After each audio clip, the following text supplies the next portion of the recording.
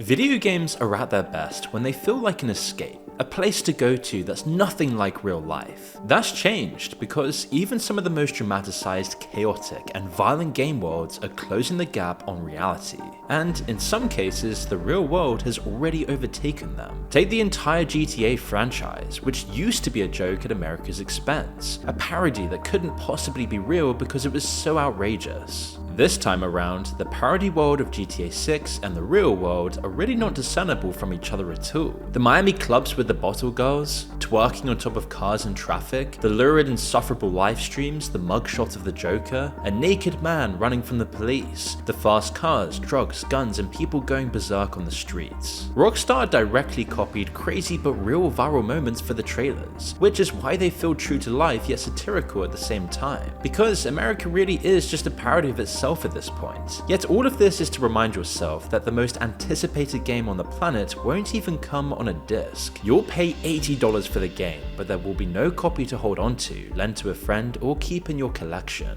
In fact, soon after, PlayStation announced that it's just gonna kill off discs entirely. Hideo Kojima, the legendary designer behind the Metal Gear Solid franchise, which is some of the most prophetic games ever, made this chilling prediction back in 2021. It belongs to a long tradition of games and their creators predicting the future in uncanny detail. The surveillance, tech billionaires, culture wars, and pandemics, years before they entered our lives. Some of those predictions are seriously dark, but Rockstar always managed to keep theirs brilliantly satirical. I hope you ain't health insurance. For Vice City in 2002, they built a radio show called Pressing Issues. The first thing that hits you is the insane amount of effort that went into one single radio show, and the way it describes today's culture war is both prescient and hilarious. There's Alex Shrub, a young smug congressman who thinks the rich should be lifted up and the poor left behind.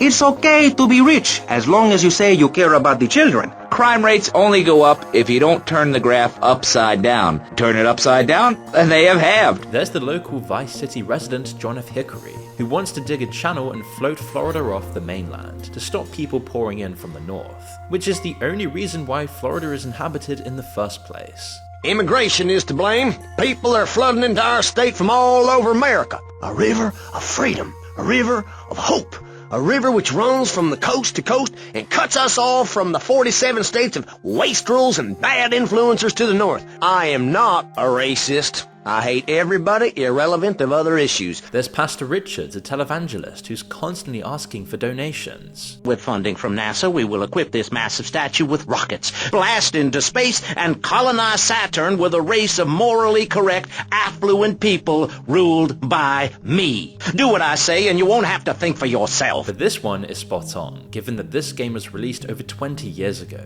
It's an episode called Modern Life in 1984, where a technologist is brought on to explain the future. In less than 5 years, manual labor will be entirely obsolete. Shops will be staffed by robots. Coal will be mined by robots. Even the dogs themselves will be robotic. You'll have a robot baby you can build and raise instead. It will drink oil instead of milk. The job losses and robot dogs are very real now, and robot babies definitely aren't the absurd joke they were back then. When GTA 4 landed in 2008, it included a semi-functional internet with search engines and a Craigslist parody called Craplist. You could even join online dating and swipe through profiles. If you click a link about beauty pageants, you get a police notice that tells you the site was a sting, and it tells you, we see it all, we know it all. GTA 5 in 2013 stepped it up again with full-blown in-game cartoon shows, including one called Impotent Rage with a blue-haired superhero. Impotent Rage, the liberal superhero. He'll save the day for straight or gay. Impotent Rage. Tax the rich, not the poor, even though he thought us money offshore. It's the perfect caricature of the successful extreme liberal who pours out their heart on ethical issues while enjoying their status to get rich and influence others. And this was years before the term woke entered the mainstream lexicon. Republic Space Rangers aims the other way. with its parody of redneck American men who patrol the universe in a spacecraft destroying threats to the country, which many have retrospectively compared to ICE. Republican Space Rangers! Intergalactic War on Terror! When social media was still very young, GTA 5 also gave us Life Invader, as an in-game social network founded by a guy called Jay Norris with his plain tech bro T about as thinly veiled as Mark Zuckerberg as you can imagine. His company then harvests data and sells it to the government. We have put 1 billion people's private data in the public domain, and we have milked every penny we could in the process. Norris takes the stage for a product launch, unveiling a new phone whose flagship feature is stealing data from every other nearby device. Now you're going to be able to stay docked 24/7. On the bus, you can dock. On the subway, stay docked. You can be docked in at home, and at the same time, you're docking with some kids at the public pool. The protagonist, Michael, rigs the phone to explode. Norris lifts it to his ear on live TV and it explodes. The timing here is everything. GTA 5 came out in September 2013. The same summer, Edward Snowden walked out of the NSA with proof of the government doing pretty much what the storyline dictates. That was a watershed moment in internet privacy, and Rockstar was ahead of the game. With all of their predictions and uncanny parodies scattered across their games, you have to wonder, how do they always get it so right? Well, it's got a lot to do with their painstaking attention to detail, which everyone is really looking forward to seeing in GTA 6. Because when they built the GTA 5 game world, the developers spent months documenting LA to create a hyper-realistic simulation. They took thousands of images and interviewed undercover FBI agents, mafia experts, and working gang members, and toured a real prison. Their art director explained how they don't want to recreate the physical place, but the idea of it that exists in our heads. And that idea deceives us, as he explained. The buildings, the people, the cars, the architecture, even the smog, it all centers around the sunshine. There's poverty, violence, and a real underside to the city, but it's the sun that gets you first. The GTA 6 version of Miami's Vice City will epitomize 21st century America, with its intoxicating aesthetic that pulls you in at first, but hides something far darker beneath its palm-studded beachfronts. Rockstar's obsession has always been about recreating that aesthetic surface of our world, but another game has pushed that vision into a much more dystopian future that's feeling more uncomfortably real by the day. Yet quickly, I just want to ask you a quick favor before we continue. Looking at the numbers, lots of you who watch regularly haven't actually subscribed, and many of you have actually told us that you get unsubscribed just randomly. So right now, if you enjoy this and what we do here, please check whether you've hit the subscribe button. It's the only thing we're ever going to ask of you. As we're closing in on a big subscriber milestone, the single most useful free thing you can do to keep this channel running and getting better is to hit subscribe. If you do it, I promise every week, every year, we'll keep digging into the stories nobody else wants to touch and exposing the parts of the world that need it most. It would really mean a lot to me. Now, let's get back to the video. This is the year 2077 in Night City, an urban sprawl that isn't governed by any functional democracy. It's ruled by a technocracy owned by corporations called Corps, the main one being Arasaka, which controls the flow of money, technology, and power. The protagonist is Keanu Reeves as Johnny Silverhand, and this is his amazing monologue on what this dystopia looks like. I saw Corps strip farmers of water, and eventually of land. Saw them transform Night City into a machine fueled by people's crushed spirits, broken dreams, and emptied pockets. Corps have long controlled our lives, taken lots, and now they're after our souls. In this world, everyone beneath the elites claws out a living in the shadow of a world they'll never be a part of. It's a Darwinian fight for survival, but the evolutionary adaptations are cybernetic enhancements you have to buy to survive. If you push your cybernetic modifications too far, there's a price. It can trigger a violent state called cyberpsychosis. Human interactions begin to irritate, culminating in a terrifying rage that consumes the victim entirely. The more of your body you replace with tech, the less human you remain, until you eventually just lose touch with reality. It rarely affects the game's wealthy elite. Instead, it hits those forced to rely on cheap or black market hardware. Now consider how AI psychosis is essentially the software equivalent of cyberpsychosis. The more of your own natural thinking patterns you replace with AI, the fewer of your thoughts are your own until reality frays at the edges. AI psychosis has had people take their own lives, murder family members, or dream up crazy assassination plots, which is not dissimilar to the fates of those who get cyberpsychosis in the game. And just the same as corporate executives, the real tech elite is extremely careful with the technology they profit from. Sam Altman was asked at a Senate hearing if he'd want his own son to have an AI best friend, and he answered flatly that he wouldn't accept it. Yeah, I don't think you want your child's best friend to be an AI bot. I do not. Steve Jobs famously wouldn't let his kids near the iPad. The Gates household banned smartphones until age 14, and Silicon Valley's most coveted schools banned screens altogether. When Cyberpunk came out in 2020, after being in development for 7 years, plenty of critics said it felt like old news, and some didn't like its eat the rich sentiment. But the real truth is, we've already caught up with many of its themes. Maybe it didn't feel visionary because after it initially bombed and was later revived as a loved game, we'd inched closer towards the world it predicts. For starters, cybernetics are no longer fiction. Elon Musk's Neuralink has implanted brain chips in around 20 people, and he wants to expand to healthy people too. Over 10,000 have already joined the waiting list in America alone. In Night City, the corpos also chase the ultimate prize of immortality. Brian Johnson has become the figurehead of this movement, but it's much wider than him. Peter Thiel has funded anti-aging research for over a decade and signed up to have his body frozen after death. Oracle's Larry Ellison calls accepting mortality incomprehensible. And Google's founders launched an entire company called Calico to try and cure death. Sam Altman also invested $180 million into Retro Biosciences, a startup whose stated goal is to add 10 years to the human lifespan. Maybe Cyberpunk 77 felt hollow to its critics because just a few years later they were already desensitized to its themes. The dystopia didn't age, but we did. Or in other words, the dystopia has already become normalized. One of the main inspirations for the cyberpunk world was the Deus Ex franchise, which made some of the darkest, weirdest predictions of all. Deus Ex: Human Revolution from 2011 explained how cybernetic enhancements start off as a miracle for the paralyzed and the sick. Then they become a lifestyle, then a job requirement, then those without them become a lower class of human. But the first game is the truly disturbing one. It's about a plague and who gets the cure. There is a vaccine, but not enough of it, so it's given to the elites first. Then you find out the plague was made on purpose by the same people selling the cure. By the way, this came out in the year 2000. The same corporation that makes Ambrosia also manufactures the virus. Quite convenient. They're infecting people on purpose. Everyone up to the president is at UNATCO's mercy as long as UNATCO controls the supply of ambrosia. And you can see how it directly predicted a world where corporations and the government blurred into one. Ever wonder why big car companies pay 2% tax while the guys on the assembly line pay 40? Corporations are so big you don't even know who you're working for. That's terror. Terror built into the system. Number one. In 1945, corporations paid 50% of federal taxes. Now they pay about 5%. Number two, in 1900, 90% of Americans were self-employed. Now it's about 2%. The plot is a forerunner of conspiracy ideas that haven't disappeared since it was released. The whole project of world government, going back to the League of Nations, has been funded and manipulated mainly by wealthy bankers. Remember that the UN itself was built on land donated by John D. Rockefeller.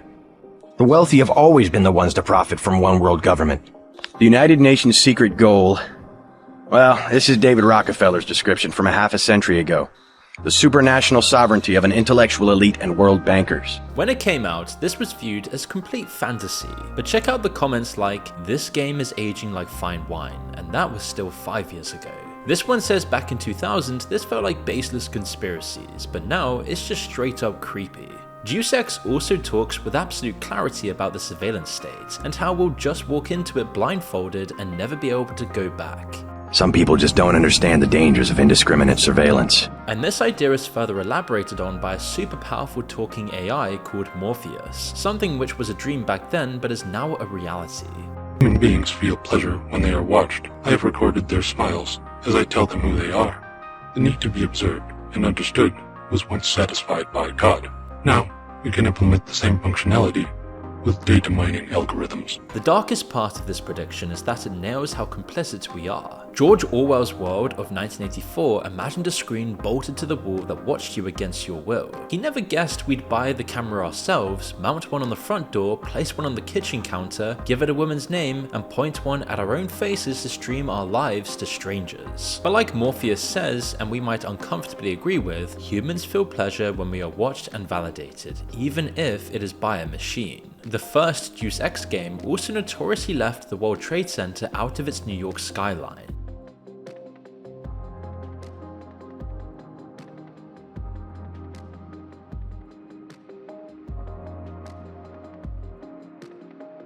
The explanation that spread online was that the console couldn't render it, so the developers wrote it into the plot that terrorists had destroyed the towers. But this became a conspiracy unto itself, as that piece of dialogue refers to the Statue of Liberty and not specifically the Twin Towers. According to one of the game designers, a texture artist building the skyline simply forgot to include them. This is what he said in an interview to clear the rumors.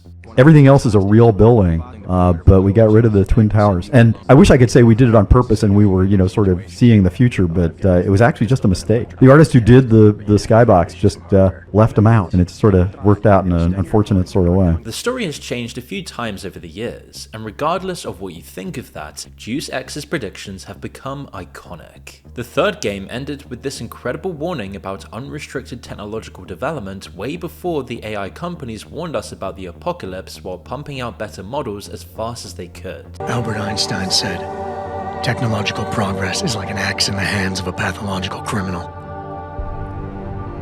It took me a while, but I finally see his point. How often have we chased the dream of progress only to see it perverted? More often than not, haven't the machines we built to improve life shattered the lives of millions? And now we want to turn that dream on ourselves to fundamentally improve who we are. Experience has shown me how dangerous that can be.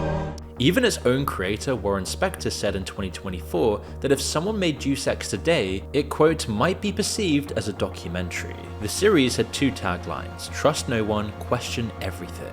And we honestly haven't even got to the wildest warnings yet, warnings that really drive that message home. Those are of course the creations of Hideo Kojima, whose games have the unlikely reputation of helping inspire Edward Snowden to become a whistleblower. His crowning glory is the Metal Gear Solid franchise, which perfected a genre where you sneak around and absorb the intense darkness of the game world. After the first game proved the format worked, Metal Gear Solid 2 blew minds when it came out in 2001. This was a time when science fiction was being completely reimagined through AI, robots, and philosophical themes about our existence alongside technology. Films like The Matrix were in people's heads, and games like Metal Gear Solid and Deus Ex gave everyone a taste of the red pill. Near the end of the game, you find out the commander who's been giving you orders the whole game isn't real. He's an AI avatar run by a group called the Patriots, an all-controlling digital AI system that manipulates the nation's politics, military, and economy from the shadows. You manage to corner it, it drops the act, and tells you straight up it's got no interest in censoring anyone. What we propose to do is not to control content, but to create context. Create context? The digital society furthers human flaws and selectively rewards development of convenient half-truths. This was way ahead of its time. Censorship is an old idea. It only works when information is scarce. You burn the book and that scarce information is dead. But you can't do that now because there's simply too much information. We live in a chaotic web of information firing at us from all angles, where trillions of words and images are traded every second of the day. The AI says the flood of information is not a problem for control, it's actually a huge benefit. In the digital universe, you don't ban anything outright like the old censorship model, because you don't have to. You just decide what's pushed to the front of the algorithm and what's shadow banned or buried under the noise. This is precisely what Snowden's leaks and the Twitter files revealed, and we all know that our feeds mirror ideologies back to us. The plan even had a name, the S3 Plan. It stands for Selection for Societal Sanity, and it's essentially a functional description of how social media algorithms work. The monologue also describes the post-truth era echo chamber incredibly well. Everyone withdraws into their own small gated community, afraid of a larger forum. They stay inside their little ponds, leaking whatever truth suits them into the growing cesspool of society at large. And it just gets better and better and creepier and creepier. It's not your fault. In denial, you simply resort to looking for another, more convenient truth in order to make yourself feel better. Leaving behind in an instant the so-called truth you once embraced. Should someone like that be able to decide what is truth? Should someone like you even have the right to decide? You've done nothing but abuse your freedom. You don't deserve to be free. The gut punch is how the AI justifies its control. Kojima saw how humans would build AI in their own image years before we did exactly that. The killer blow is how it's humanity's own ideas that the AI uses to take away our freedom. After all of this, the game breaks the fourth wall and tells you to turn the game console off in a final act of manipulation. Raiden, turn the game console off right now. What did you say? The mission is a failure. Cut the power right now. This Reddit thread of people who experienced it firsthand describes how freaky the moment was, and some even turned off the console for real. And these became running themes in the franchise, with a through line relating to none other than Orwell. Orwell wrote 1984 in 1948, and simply switched the numbers around to mark a time in the near future. Metal Gear Solid 3 is set in 1964, and explains how there is no real enemy. The enemy changes depending on what the politicians need to win votes. That was 2004, right as the justification for the Iraq War was falling apart. The world's superpowers have consistently funded dictators only to destroy them when the pendulum swings. Metal Gear Solid 5 is just straight up set in 1984 and is the last game from the original franchise. So, in Orwell's book, one of the government's tools for control is a project called Newspeak, designed to control language and discourse, and every year they release a smaller dictionary. Eventually, there's no words left for freedom, no word for rebel, and so on. Orwell always thought that language was central to government control. Kojima's story is similar but way more radical. Instead of shrinking a language, he takes a language and turns it into a killing machine.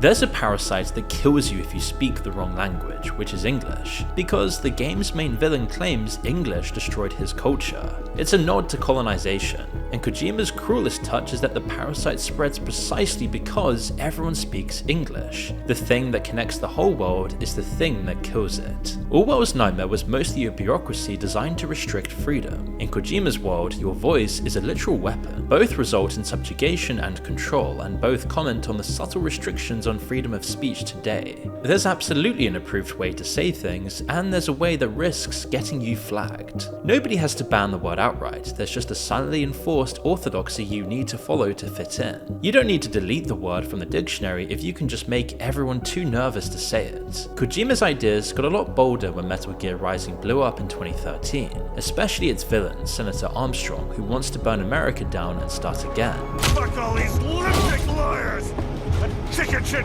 bureaucrats! Fuck this 24/7 internet spew of trivia and celebrity bullshit! Fuck American pride! Fuck the media! Many reacted that this is the ultimate parody of Trump for obvious reasons, including the fact that he came out with the MAGA slogan way before Trump's campaign, though the slogan itself dates way back to Reagan. Others love his attitude.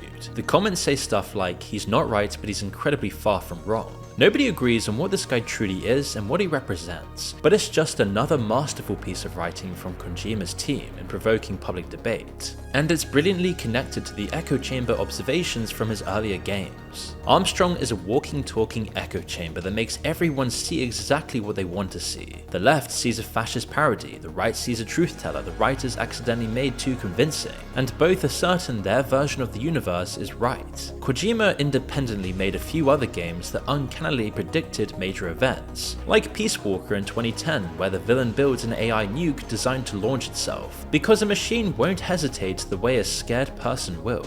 AI models like Claude are already plugged into the Pentagon's weapon systems, with AI targeting already used in Iran. The US, China, and other superpowers have AI-powered drones and killer robots primed for a new autonomous future of war. But Kojima's most haunting work is probably the open world of Death Stranding. It's about a delivery guy in an America that's fallen apart. Everyone left is hiding underground in sealed bunkers, too scared of the outside and of each other to be in the same room. It came out in the first week of November 2019, and by spring the pandemic meant the whole planet was living that game. Because so many were unnerved about how he seemed to predict the future again, Kojima felt compelled to outline his true intentions. In Death Stranding, it was almost like kind of an alarm I wanted to put into the society of what's going on. Well, people experiencing this actual situation about the pandemic, it's not about, physically you're connected or not. It's more deeper feeling with the people's connection, I guess. And he's right. We have built the most connected world in history, everyone wired together through phones in their hands, and somehow we're lonelier and further apart. Like all of these warnings, he'd looked hard at where we are already and thought deeply about where we are going. And maybe that's the thread running through all of these examples. Strip away the corporations, the surveillance, the collapsing cities, and every one of these games is really asking the same question.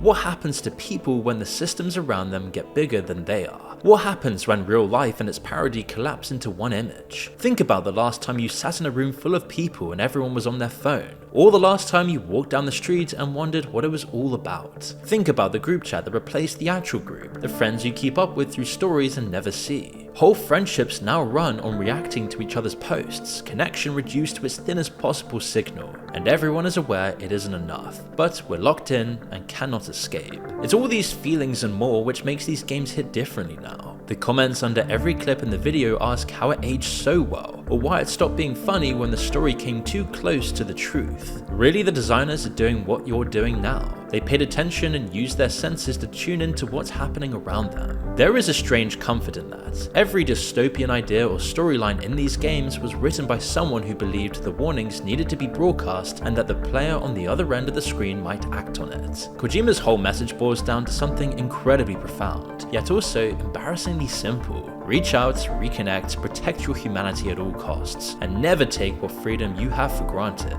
They held the mirror up and made us think, but what we decide to do in the real world is down to us. As for GTA 6, when you finally get your hands on that digital download, it might feel incredibly strange to play a game world that's supposed to be dialed up to the extreme, but is actually just a normal day in modern America that's become harder and harder to parody.